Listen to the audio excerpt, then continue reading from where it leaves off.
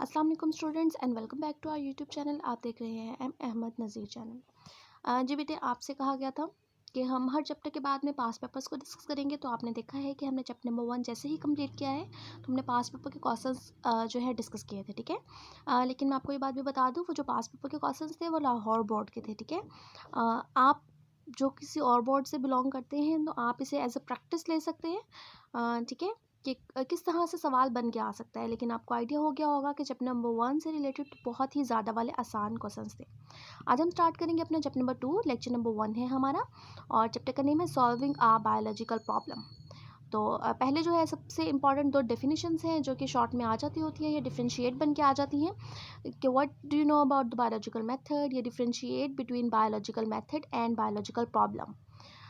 तो बेटे, biological method क्या होता है उससे पहले आपको बायोलॉजिकल प्रॉब्लम का पता होना चाहिए।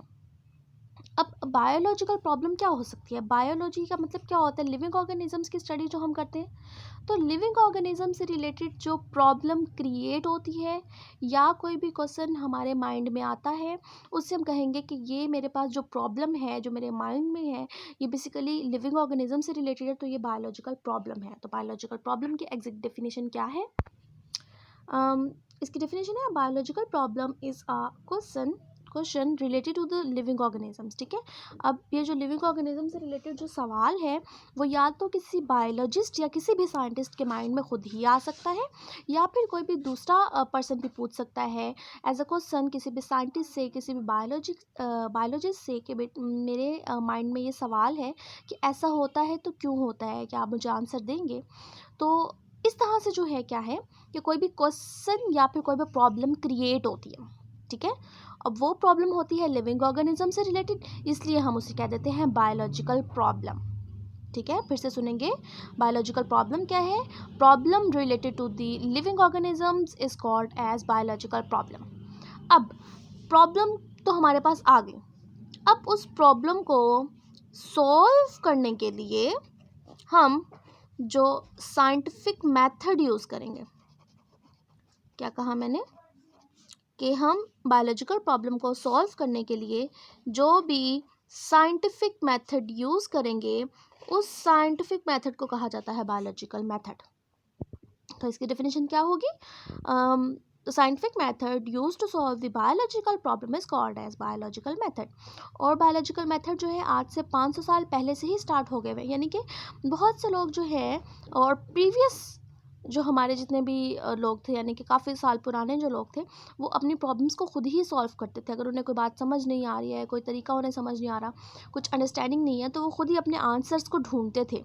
तो इसलिए बायोलॉजिकल मेथड के बारे में कहा जाता है कि ये 500 साल पहले ही लोगों ने जो है अपनी प्रॉब्लम्स को सॉल्व करने के लिए कुछ मेथड्स यूज़ करना शुरू कर दिए थे, तो इसलिए हम कह सकते हैं कि काफ़ी ज़्यादा पुराना है।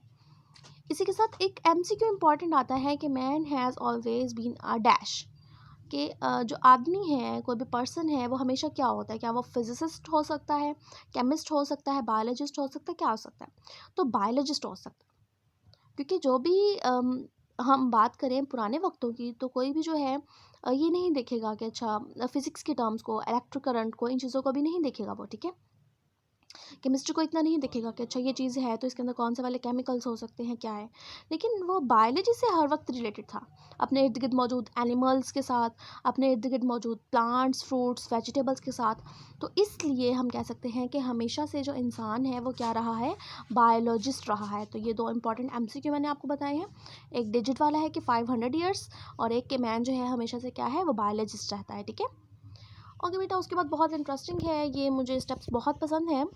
क्या है यहाँ पर? Biological problem, hypothesis, deduction and experiment, ये आपकी हेडिंग है 2.1.1, ठीक है, आपके page number book page number 21 पे। बेसिकली यहाँ पर अब क्या बताया जाएगा कि जो बायोलॉजिकल प्रॉब्लम को हम सॉल्व करते हैं तो उसके स्टेप्स क्या है। यहाँ पर आपको ये 7 स्टेप्स लिखे हुए नज़र आ रहे हैं, हम इनको डिस्कस करेंगे सारे बारी बारी इंशाल्लाह। तो आपने ये याद रखना है ज़रूर कि इन स्टेप्स को आपने सीक्वेंस से ही सॉल्व करना है, या सीक्वेंस से ही इन पॉइंट्स को जब लेके गुजरेंगे तो आपको अपने जो है प्रॉब्लम का आंसर मिल सकता है, ठीक है। तो सीक्वेंस आपने याद रखना है। वो क्या है? सबसे पहले मैं आपको रेट करके बता देती हूँ। पहला पॉइंट हमारे पास है रिकॉग्निशन ऑफ बायोलॉजिकल प्रॉब्लम, ठीक है।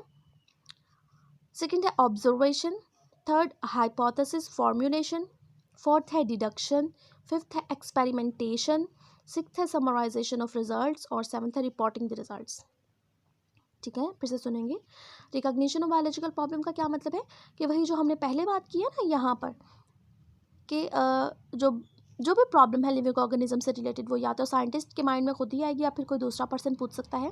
बेसिकली बायोलॉजिकल प्रॉब्लम की जो डेफिनेशन है वो लिखी ही इस पॉइंट पे है, तो आपने अपनी बुक पे निशान लगा लेना है कि रिकॉग्निशन ऑफ बायोलॉजिकल प्रॉब्लम के अंदर आपको बायोलॉजिकल प्रॉब्लम की डेफिनेशन मिलेगी। ठीक है, सेकेंड जो ऑब्जर्वेशन होता है क्या है कि जब आपके माइंड में या किसी ने क्वेश्चन किया कि बायोलॉजिकल प्रॉब्लम कोई भी आ जाती है, आप उसे ऑब्जर्व करना शुरू कर देते हो अपने इर्द गिर्द, अपने सराउंडिंग में। ठीक है, तो ऑब्जर्व कैसे किया जाता है? ऑब्जर्वेशन की जाती है बेटा with the help of 5 senses. वो 5 सेंसेस कौन कौन सी हो सकती हैं आपको पता है? ठीक है, वो हो सकती है साइट, यानी कि देख के ऑब्जर्व कर सकते हैं आप। यहाँ पे हम साइट को ही विजन भी कह सकते हैं ना, देखना। ठीक है, उसके अलावा जो है हेयरिंग हो सकती है। हेयरिंग क्या है कि सुन के कुछ साउंड्स हैं जो कि आपने ऑब्जर्व करना शुरू कर दी।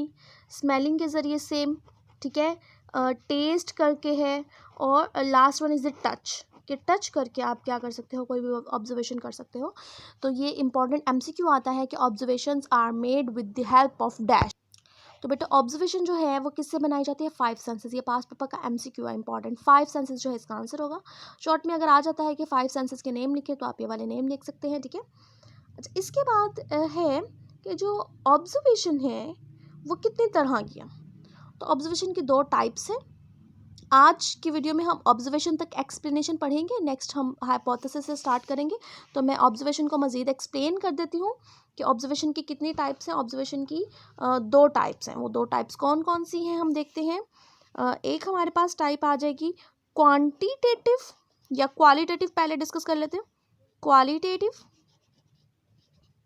और सेकंड हम देख लेते हैं क्वांटिटेटिव। तो बेटे ये बात आप खुद भी समझ सकते हैं कि इन दोनों में से कौन सी वाली ज़्यादा बेटर होगी।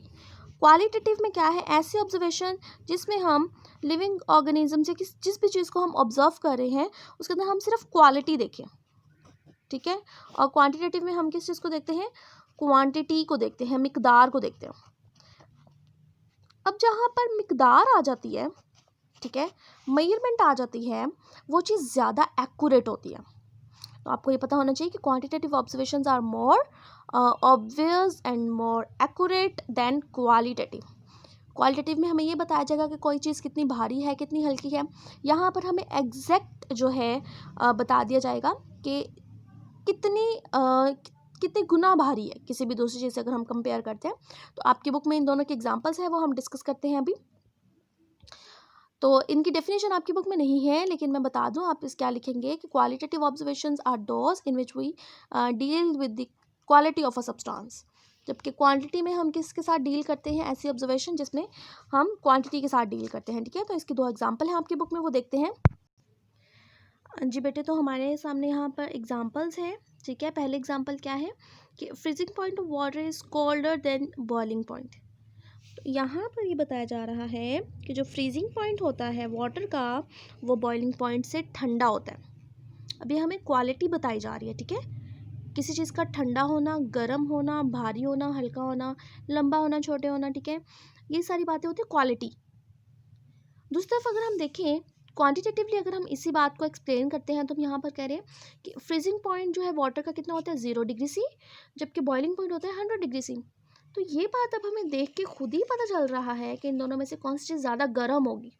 Obviously 100 degree C is hotter than the 0 degree C. तो 0 डिग्री सी ठंडा होगा, ये गर्म होगा। ये बात हमें अब ज़्यादा एक्यूरेटली पता चली है।